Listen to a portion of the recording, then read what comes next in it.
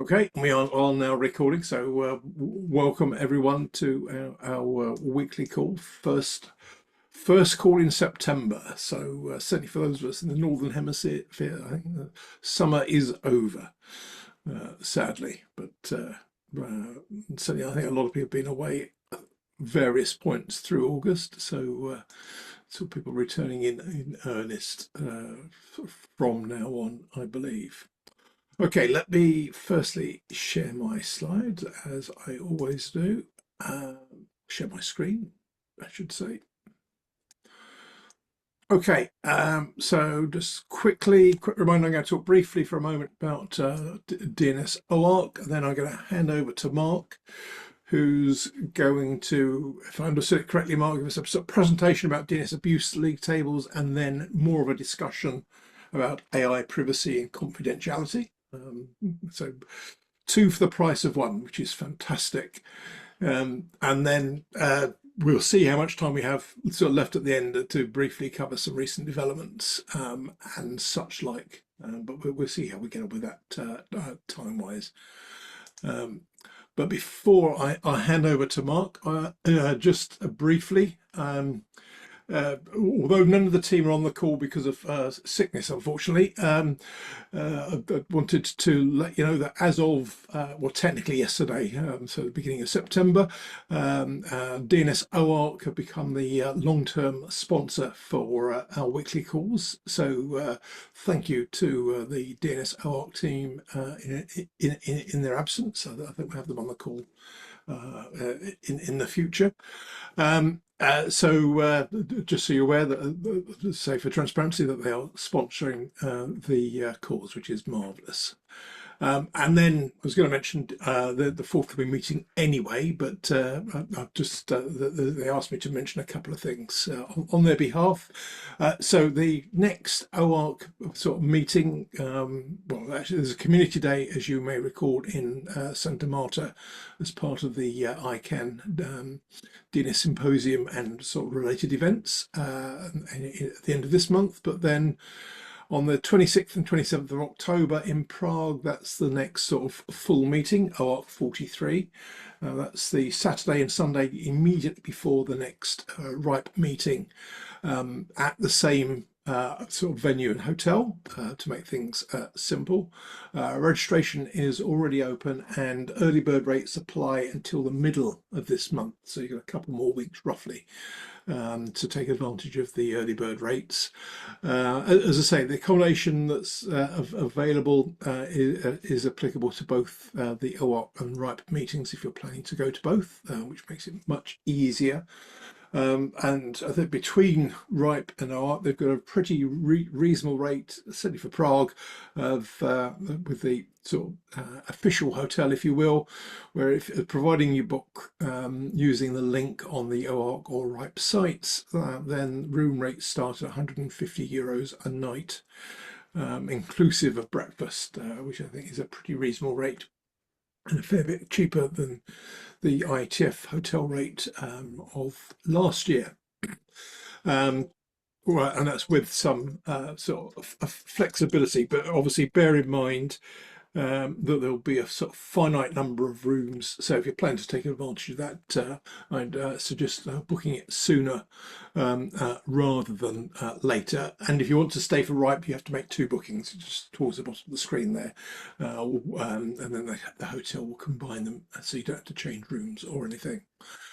And then, yeah, as I say, on behalf of the OARC team, just a plug to say that they are still looking for sponsors or some sponsors for different elements of the workshop. So if that's of interest, please get in touch with them directly to discuss what the options are. But as I say, thank you again for the sponsorship, which is much appreciated. Okay, so that's just it for me for the moment. So let me stop sharing. A reminder, I'm going to hand over to Mark, who's firstly going to talk about sort of DNS abuse league tables, and then AI privacy and confidentiality. So good to have AI on the agenda. Very much the sort of topic of the moment. So linked to the DNS is always interesting. But anyway, without further ado, Mark, over to you. Look forward to hearing what you've got to say. Yeah, it's really great to be with you today. I've come from the DNS Research Federation. We've been here a few times before. This might even be our sort of fourth outing to this call, I think, possibly. But we are a not-for-profit entity based in the UK. And our mission is to kind of advance the understanding of the domain name system, or more generally the internet, I suppose.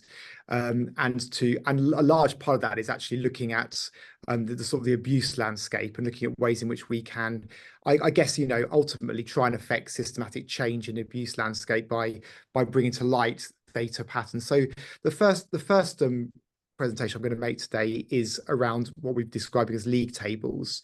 I'm going to take on a bit of a journey about how we've come to where we've got to with that and where we're going forward with league tables as well. But we see those making that data visible to the world as very much part of our mission, and making, so I guess kind of calling people out as well, who I guess are, where abuse is more prominent in different sectors of the DNS as well. So that's the first presentation. And a second one, I'm hoping will be more of discussion than necessarily full lots of presentation. It's one of my sort of, I guess, pet interests in personally is kind of the evolving landscape of AI, and we're going to talk a bit about sort of some of the privacy and confidentiality concerns that arise from use of sort of large language models. So that's where we're going to go. So without any more ado, I will share my screen and we'll start with the first one, which is about the DNS the league tables. So here we go. Okay. So as mentioned, we're going to start with a bit of a journey, a bit of a history to where we've got to with league tables. And it all started with a study in terms of country code TLDs, which was commissioned by ICANN, the business constituency, back in 2023, to look at abuse rates, particularly in the EU space. This is obviously those who are aware of what's happening at the moment in the EU space will be aware of the NIS2 directive, which is coming online, which is going to be tightening up a lot about how whose data is processed and verification processes, and looking very much at things like knowing your customer and that kind of thing within the industry. So some of the context behind this study was looking at the abuse in that sector, and also to compare a bit about how some of those country code TLDs are adopting best practices to perhaps mitigate abuse as well. So the study we looked at originally looks at comparing abuse rates. It doesn't just look at the country code TLDs. It looks more generally at all the TLDs across the board as well, including GTLDs and some of the sort of newer ones as well that have come on the market since 2013.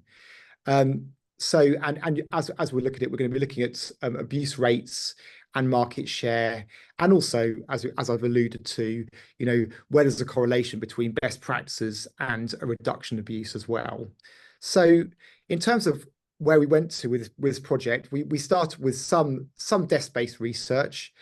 Some of the sort of totals around the sort of zone file totals for country codes are not readily available automatically. So some of those were obtained manually for this study. We're able to get some data from other providers as well to give us some comparative numbering there. But also we did some research into pricing as well, to see where there was actually a correlation between abuse rates and the costs of domains as well. So we use a centre study that had happened before, which on this as well, to get some background data, as well as an EU Commission study on abuse.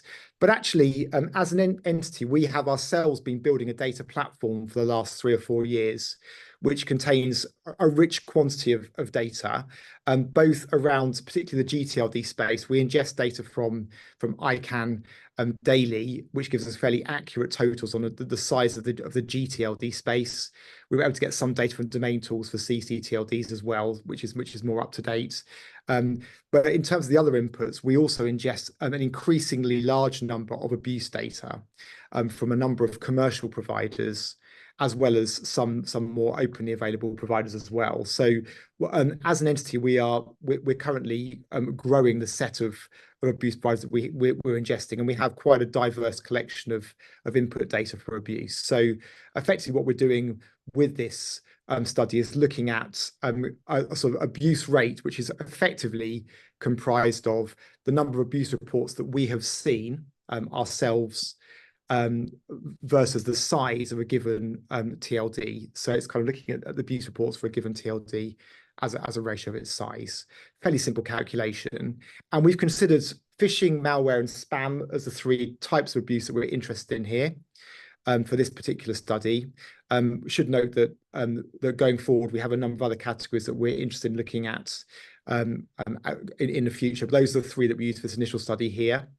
And as mentioned, simply looking at the number of domain names that we found for those three categories, and looking at that as a ratio of the size of a given zone. So whether it be a .de with millions of domains, that would obviously affect the ratio differently than a much smaller set as well. And for this study, initially, we looked at 1 year's worth of data, actually up to December 2022. So this was a study that happened about a year ago for the purpose of taking a reasonably good sample of data. So the results we found, interestingly, and maybe, I don't know how much many of you have looked into this kind of research before, but actually the EU TLDs do particularly well. And actually, you can see here on this chart that the global abuse rate across all known TLDs, including the G space and the country code space, is about 0.4%. Actually, you can see the EU CTLDs do considerably better than that, with a 0.07% on average. It may or may not surprise you to note that the new GTLDs, the ones that have come about since sort of 2013, are in the red at the bottom there, with a higher than average rate. Many of those are known to be highly abused for different reasons. And the legacy GTLDs, including obviously the big.com, .net, .org, those 13 original GTLDs are coming in again below average for the abuse, or above average, I'll say, for the abuse rates, so higher than average abuse rates than that one there. So that gives you a sort of overall sense of a picture that you can see clearly that actually the country code TLDs typically perform better overall than the G space in terms of abuse as a general pattern. So moving on, why might in terms of looking at the measures here, we were interested to know why this was the case. Why are the EU ones doing so well? And what we discovered were that approximately 50% of the EU CCTLDs undertake automatic syntax validation. So a lot, as you may be aware, lots of the G space do little to no validation on registration. It's very easy to put in whatever you like. You can register a domain with a proxy service very easily. You can put all sorts of junk in. There's not much validation there, but about 50% undertake syntax validation at the very basic level, and then 30 to 35% perform actual verification checks as well to ensure that these are legal entities, doing checks at jurisdictional level, companies house points and other places to actually check that these entities are legitimate. Actually, the bottom one is the point at the bottom says that most commonly adopted systematic checks relate to legal entities, and actually another 20% actually undertake systematic identity verification as well, which actually goes down to the level of actually checking out individuals too. And I know some countries mandate that. Ad hoc checks are obviously the most common. I mean, that's things that it's just this and that. But actually, there's the systematic approach has really been contributing to the level of quality there. Moving on from that. And you can see here, just as sort of a chart here about the sort of these are some of the top performing TLDs. Denmark seems to consistently hold its own at the top of the chart, and we've seen that over the last year or two. And it's very simply that they insist upon electronic ID for registration. So they have a much stronger guarantee that they know their customer in a way that's much more automatic than anybody else. But you'll see other people use different approaches, but a combination of whether it's actually that strong, or whether it's just simply doing systematic checks or syntactic checks at registration, definitely improves the landscape in terms of reducing abuse in those sectors. So for that study, our conclusions were, as obviously their EU CTLs are the lowest of any TLD block in the market and have significantly lower abuse rates. And there is clearly a correlation with data practices. And as we see, I think as we see the NIS2 directive coming into force in the next few months, which will mandate more and more of this kind of stuff, there'll be a lot more mandate for people to know their customers as part of that process. I think we'll see this improve not only in the EU space, but we expect it to also bleed over into other jurisdictions who will have to adopt these processes in order to do business in the EU as well. So we're expecting this directive to have quite a large impact on this as well. Yeah, and I think just a point to make at the bottom, there are some obviously anomalies with any data in any space. Some TLDs, some GTLDs have come out with lower abuse rates than even the best performing ones. And, there are different factors for that. I think sometimes it's low volume, sometimes it's probably luck about which GTLDs have been targeted by different, abusive parties. But there are some, obviously always some outliers in our research, just to qualify that at the end as well. So having done that bit of research and got interested in this idea of comparing the TLDs, we thought, well, actually there's an opportunity now for not just doing a piece of research, but actually to expand this to produce what we call industry league tables, which we then can make public and bring this data to light. So in order to vary the program, I thought it would be good to now do a bit of an interactive demo and show you some of the data that we're now collecting on a daily basis, actually, around the performance of the different TLDs across the world. So I'm just going to change my tab. I'll come out of here if I can. Sorry. Yeah. So hopefully you can all see, does that screen come through okay? Great. Okay. So this is actually the overall TLD league table. And it's important to note that this is fairly up-to-date live data. We look at the last year effectively from the current day and sort of look at that data in terms of the abuse data that we've collected. And as you can see, we compare it to the size of the zone. And you can see, as mentioned in the previous slide, there are some GTLDs that come out with quite low abuse rates. But as you go down the list, you'll see fairly quickly that the sort of CCTLDs start to come into the mix, and typically you'll find the CCTLDs, and it's quite easy to spot them because they have an associated country column there in that column filled in, coming through as doing quite well compared to the G space. This is available on our website. I would strongly recommend that if you're interested, you go and look at these tables in more detail. For each entry, you can expand the row and see a lot more detail about that. You can see obviously which who is a sponsoring organization for the given registry, but also it gives you all the key stats. You can see where we've derived those abuse report rates from. In this example, there's only actually been one abuse report for .hm in the last year, which obviously creates a very, very low abuse rate for them and compared to the number of domains.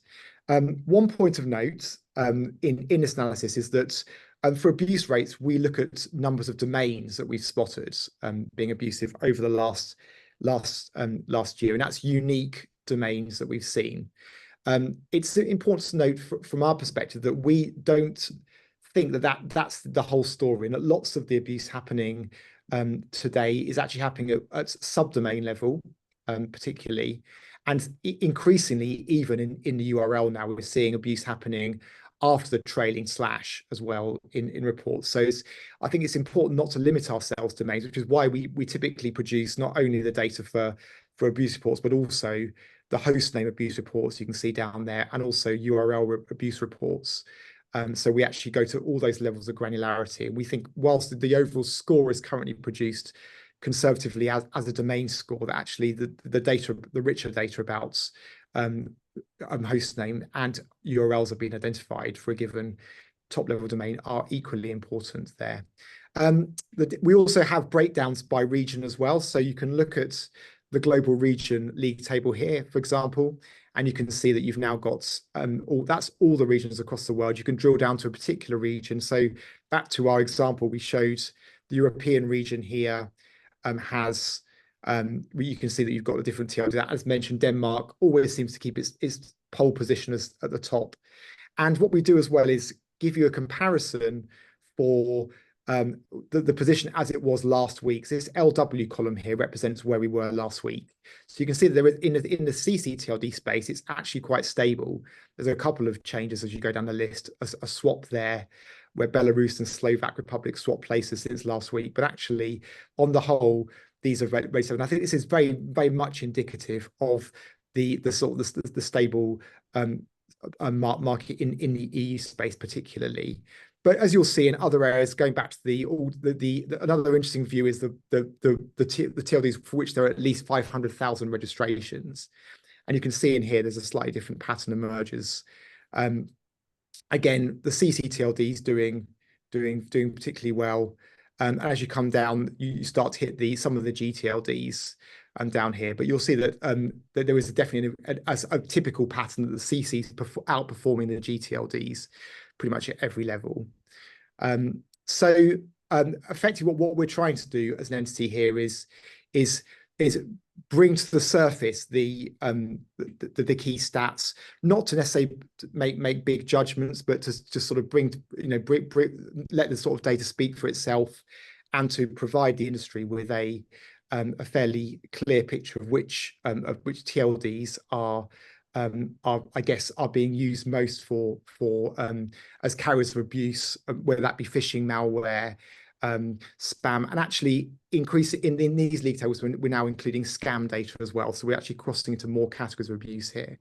So we're looking, and the idea is over time we'll add more and more abuse data to these analysis, and hopefully we'll start to bring more to the surface. So just one thing in passing is that we don't want to stop here at TLDs. This has been a very interesting exercise, but we're also keen to, I guess, probably, let's say, poke the bear even more and actually call out other entities that are operating in the industry. And one particularly controversial entity would be the registrar community as well. So we haven't yet released this, but we do have and I've deliberately blurred the names here, but we do have data that we're about to release quite soon on registrars as well in the market. And this actually is the bottom 10 registrars. It may or may not surprise you to know that a few of those are in China, but this gives you a sense of where we're going with league tables, and the idea is to actually move beyond even registrars to look at autonomous systems, which networks are carrying the most abuse effectively, and also where possible looking at hosting providers as well as a next level down from that. So in summary, that's kind of our sort of vision with this, is to bring as much of the visibility of abuse to the surface. I think just before I stop and pause for questions, I think what people often ask us, why should we use your league tables? Other people are doing league tables. You can find league tables on other sites. And I think just to put that one, out there, I think what we are successfully negotiating is access to a lot of data, and what we've been able to achieve is a lot of trust across the industry. We're seeing ourselves as being an increasing aggregator of abuse data, and whereas other providers will often be based on one or two different source of data, we're now looking at a richer set of 10, 15, 20 big providers in our system, and that's growing all the time in terms of the feeder for this. So at that point I'll stop. Andrew's got his hand up, so go ahead.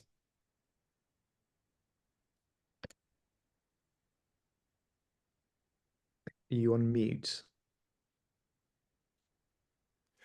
would help if I unmuted first. Sorry. So just a reminder before I get to a question, anyone else wants to ask a question, either pop it in the chat or press the react icon and you'll see the ability to raise your hand, and then you can talk, whichever's easier. So question for you, Mark, and that was really interesting as always. By chance, I was having a conversation with someone last week about threat feeds and whether they might use, for example, information on how strong the sort of know your customer type provisions are to rate particular sort of registrations. So, you know, if the know your customer data is strong, they could perhaps assign more trust in a threat feed. If it's non-existent, they might really downgrade a particular sort of registration. So with that in mind, perhaps you've got a richer data set here. Would this be an appropriate thing, for example, for threat feed suppliers rather, to consider adding into their sort of reputational analysis? Because I'd noticed that some of those, sitting on that last chart, the one you haven't published the names for yet, I think you were indicating about a third, there was abuse activity in roughly a third of I think it was about 33% was about the highest. That's right. Yes. Yeah, and you're absolutely right. And I think, you know, one of the areas that we're very interested in doing is what we call feed fidelity as well, which is also, you know, actually check, you know, being able to trust feed data we're getting back. And I think, you know, I think that to answer your direct question, I think that's going to become paramount. I think, you know, suppliers of feed data are going to need to, you know, be able to apply more confidence to their scoring, and I think that will come out in the wash as we start to see NIS2, that more KYC happening. It is clear that, you know, you're right, there are some, I mean, and, you know, we've had to go back and, you know, we sort of, our eyes opened wide, we saw those stats at the bottom, 30%, and we're like, we had to go back and check. And, you know, in the case of some of those, they were very, very small numbers of registrations. So I think the registrar was only had sort of 200 or 300, and there were, you know, 100 or so abusive domains. And in one case, it was clearly somebody had used a domain generation algorithm, a DGA, to produce, you know, and so it was clearly separate registration. So it was a genuine figure. But I think, you know, that's typical of the landscape of where there is no KYC, you know, whether there's no actual checking. And I think, you know, that, you know, we are going to see, I think this kind of scoring that we're doing actually is a very good input to helping to score, you know, registrars. And you're right, quite a lot of the feed providers do in fact provide a registrar data item as part of their feed. And it'd be great to have alongside that some sense of confidence that, you know, in terms of because my assumption is if you downgrade them, that will either force people to change their processes so that they add know your customer type activities to improve their rating, or so genuine users will no doubt want to migrate away from the low reputation sort of providers, because no one will be able to access their sites anyway. So either way, it should push better quality into the system and force out some of that, as you say, the sort of the random number sort of generator algorithms and so on that just create sort of temporary domains and so on for purely for malicious activity. That's right. And I think before I go to Michael, who's got his hand up, just on that point, another hat that we wear is that we run a small registrar ourselves. And one thing we've given our industry, we're very committed to minimizing abuse on our own platform. And so what we're looking at doing is to actually provide lower pricing to those of our customers that will go through a KYC process. To actually, I think that's where another thing where I think the industry is going to move towards is actually, you know, rewarding those that are going to go through a KYC process.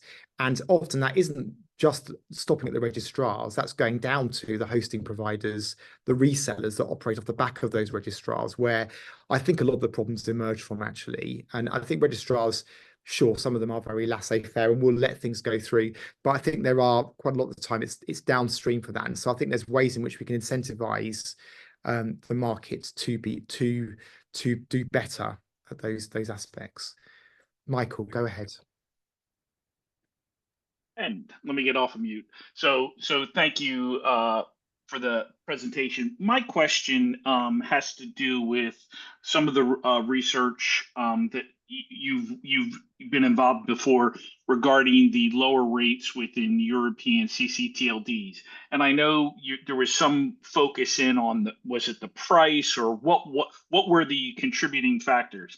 The one thing I don't believe you fully looked at, and I'd like your opinion on this, is I believe one of the key factors in driving lower abuse rate is European CCs having the full set of thick whois data. Because if you look at how a number of Europeans are using machine learning and algorithms, by looking at the entire data set, not only are they focused just in on the domain name and potential keywords, but they're looking in at that entire underlying set of registrant information. That to me is probably one of the most important drivers in them being able to proactively identify and then use the ad hoc verification. So to me, that is important. So that's my first part of the question. And then my second part of the question, and this goes a little to Patrick's comments in the chat about NIS2. You know, NIS2 does not require the registries to drop the contact handle. Almost all GTLDs, all the major GTLDs have announced that they are going to be moving to what they are calling a minimum data set. They are following VeriSign's approach. They literally just want the minimum data set.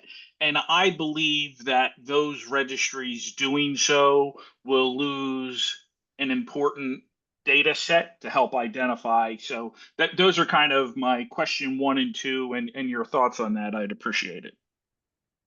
Really, really good points, Michael. And actually, it's something we haven't done directly is do a cross comparison between thick and thin registries in that kind of a way. But I suspect you're right, and it's interesting that we're sliding towards predominantly thin model with obviously org and all of Identity Digital going thin as of the last couple of weeks.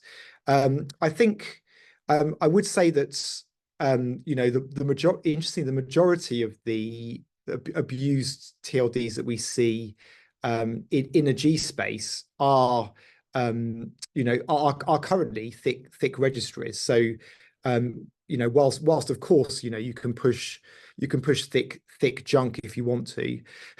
You can push junk to the registry. I think the broadly the biggest culprits have been on parity with the EU CCTLDs in terms of thick support to this point. I do think that the bigger factor is the willingness and the proactive nature of the CCs to actually do something about it, which is comes through.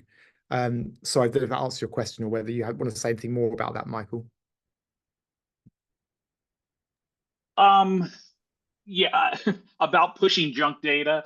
As I said, where I think there's some difference is if you look at a lot of CCTLDs, they actually have prohibitions on privacy and proxy data. Yeah, So that to me, again, is a different driver. Again, if you look at DNIC is very unique because unlike most registries that say their customer is the registrar, DNIC requires a contractual relationship between the registrant and the registry.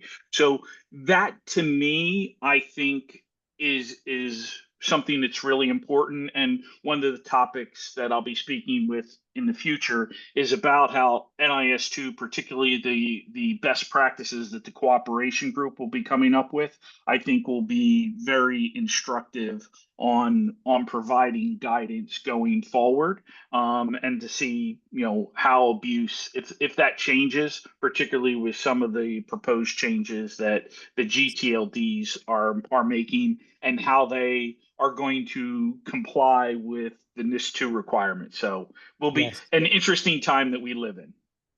Indeed. I think that's a very valid point, Michael, where there's a direct link between registrants and registries. And that's also the case in the UK, of course, with nominators. Effectively, there is a link between those two. And I think that would absolutely strengthen or serve as a reduction, because it creates a much tighter coupling.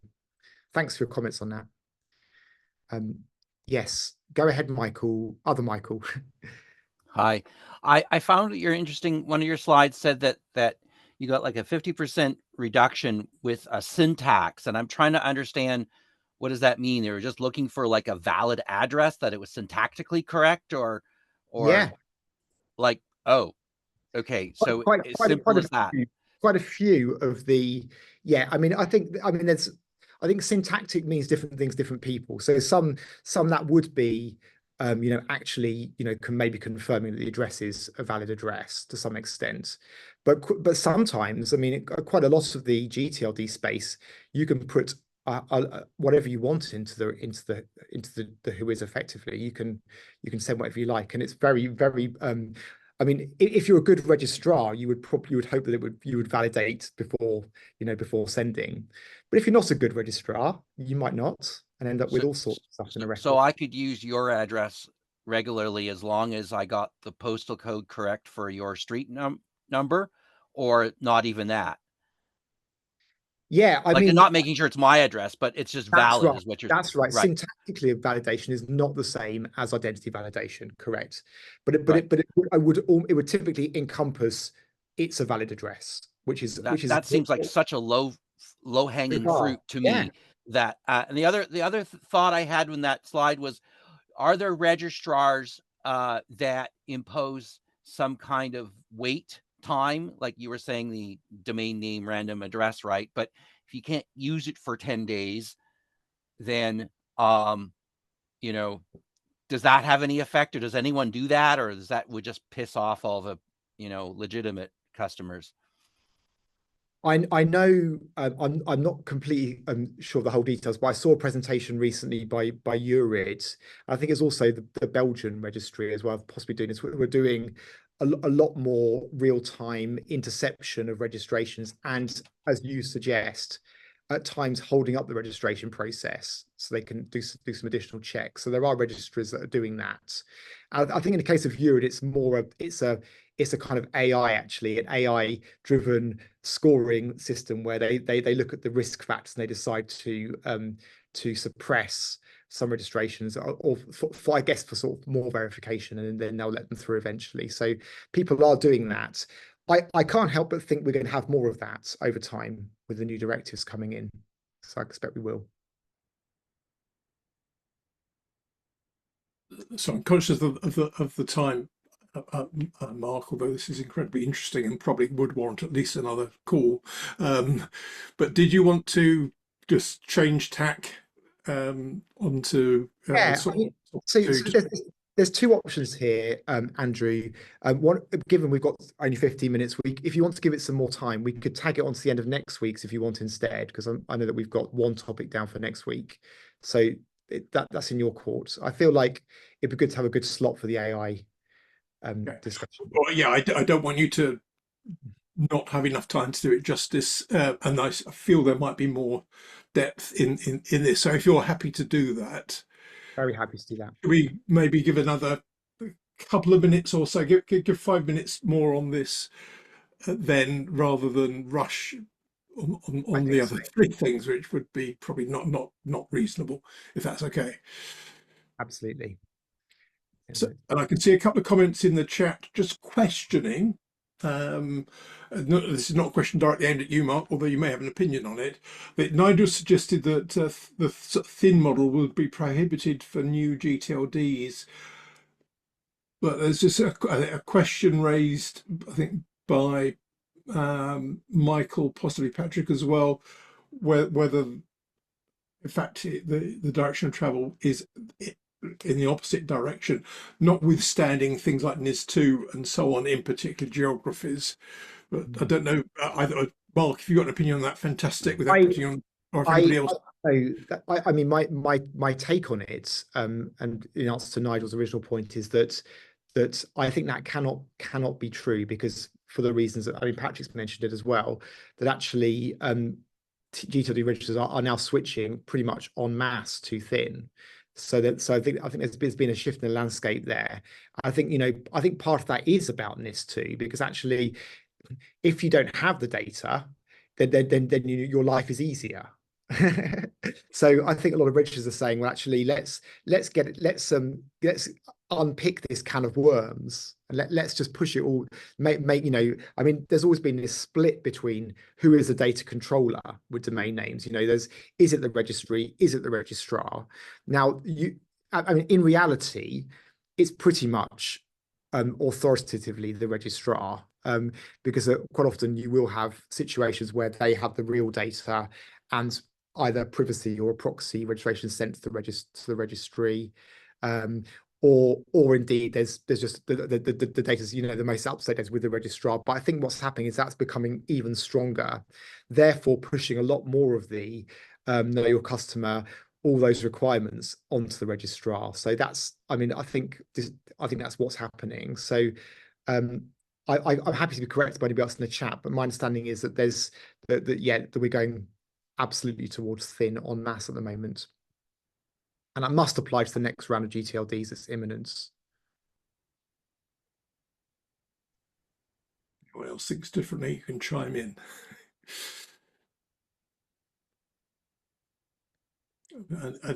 Right, notwithstanding that, does anyone else have any other questions or comments on this? And if you do, as I say, you'll find the raise hand function under the React icon, at least on my version of the user interface. So depending on what how you're accessing it, or just pop something in the chat, or even just unmute and talk if nobody else is talking, if you've got a burning point to raise.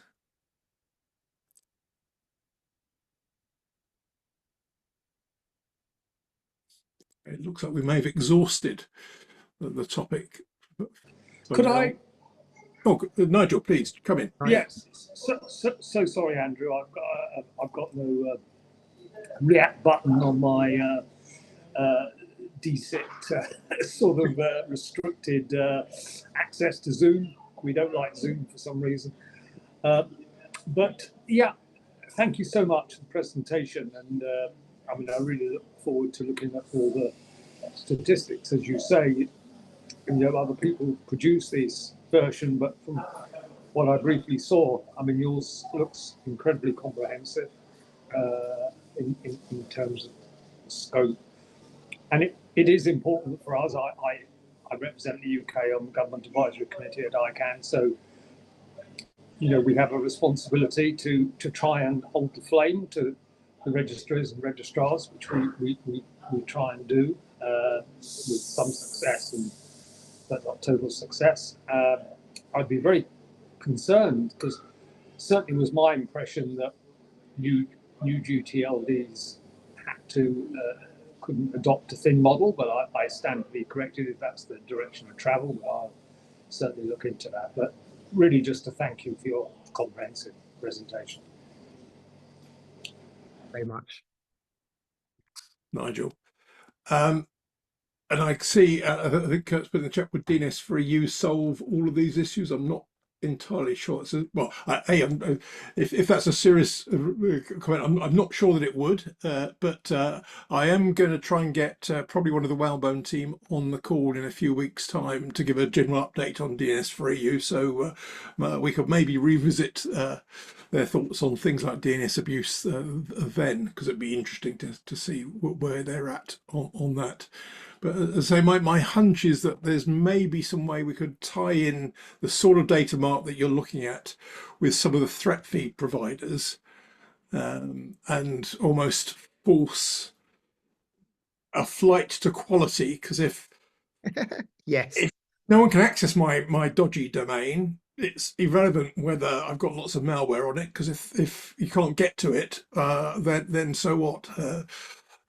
So I think there's maybe some interesting things that could be done with this to sort of almost penalise those that are in the bad sort of places, and make it harder to get at them, even than it is today.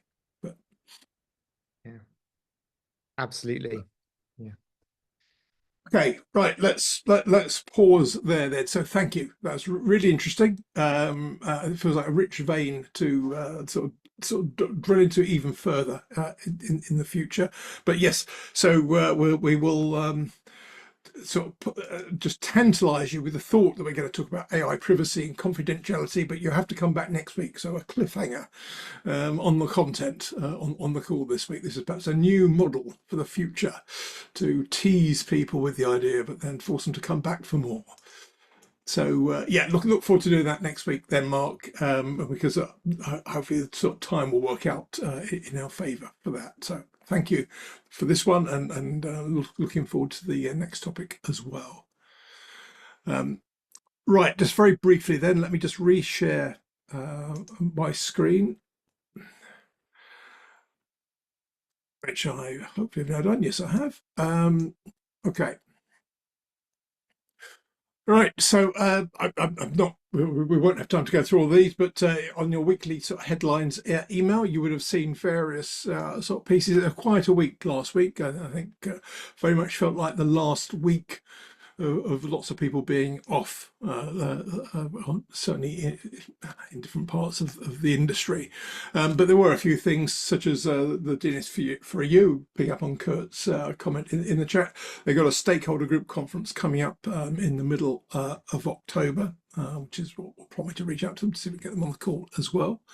You'll see Vicara have looked at some of the data on DDoS attacks, and that's nearly trebled since the same period last year, so first half of 2024 versus 2023.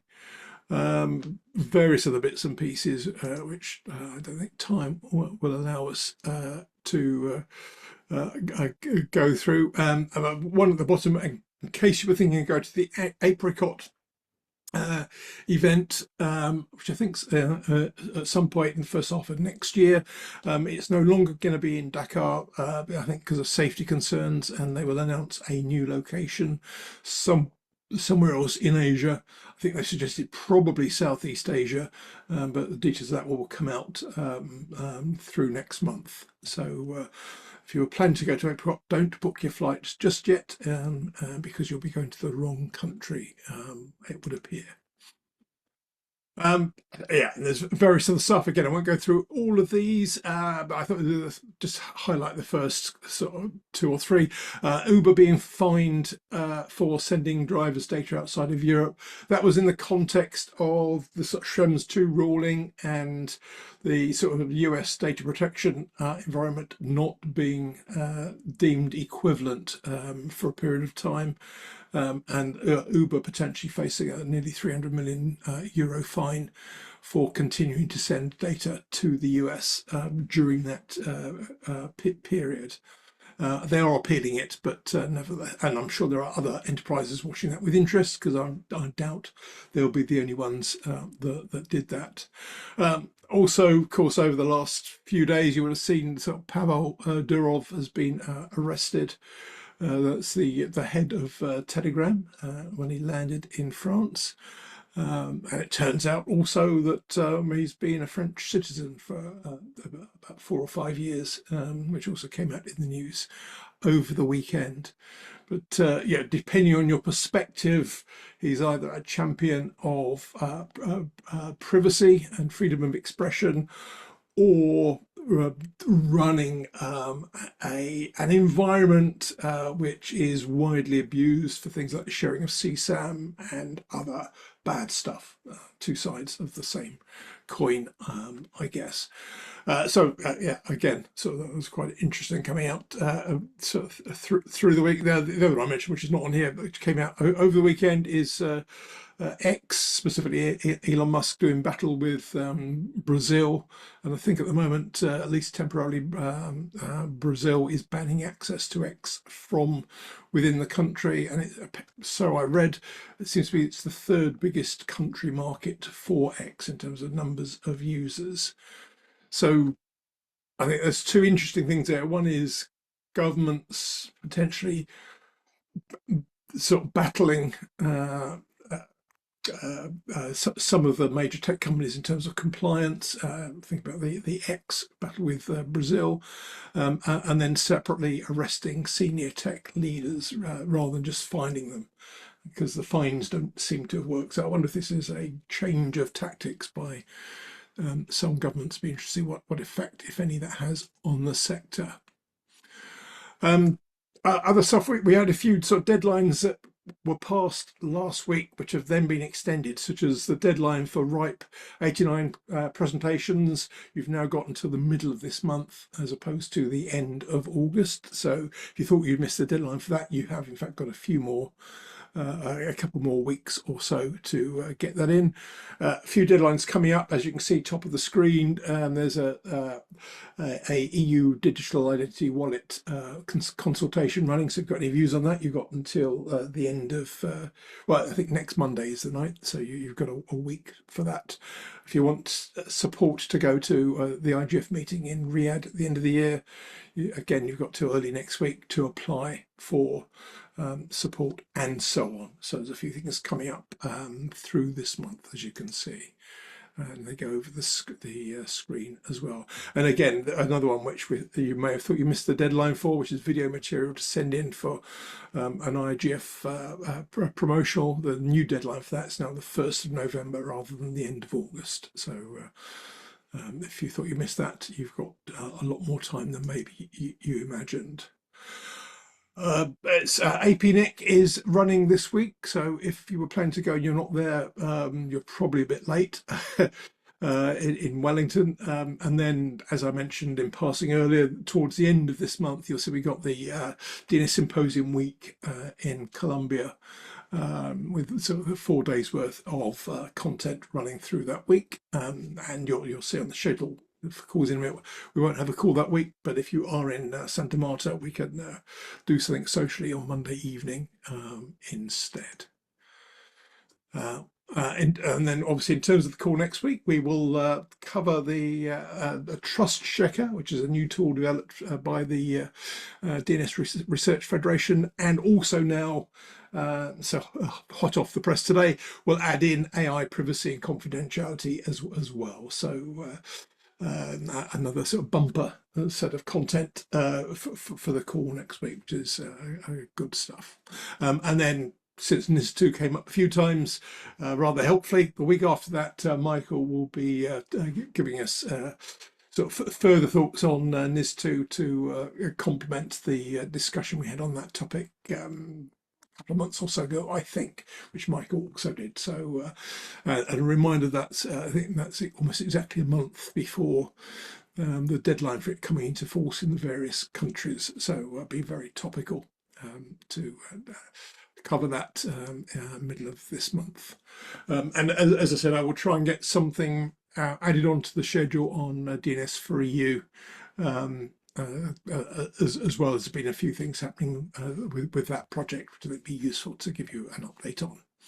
And as always, if you've got any thoughts on any other content you'd like to have on here, any subjects either that you want to do yourself, or indeed you think others could usefully do, just drop me a line directly and we can add those to the schedule.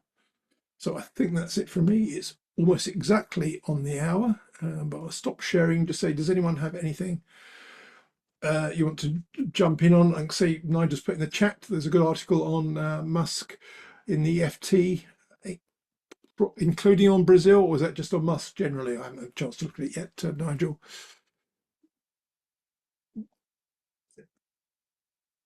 Just mute if you have an opinion on that, if you're still on the call, or just put something in the chat if that's easier.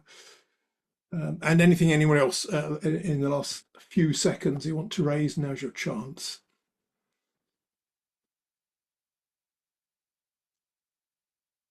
Not seeing anyone typing. Oh, not just Brazil, thanks, Nigel. That's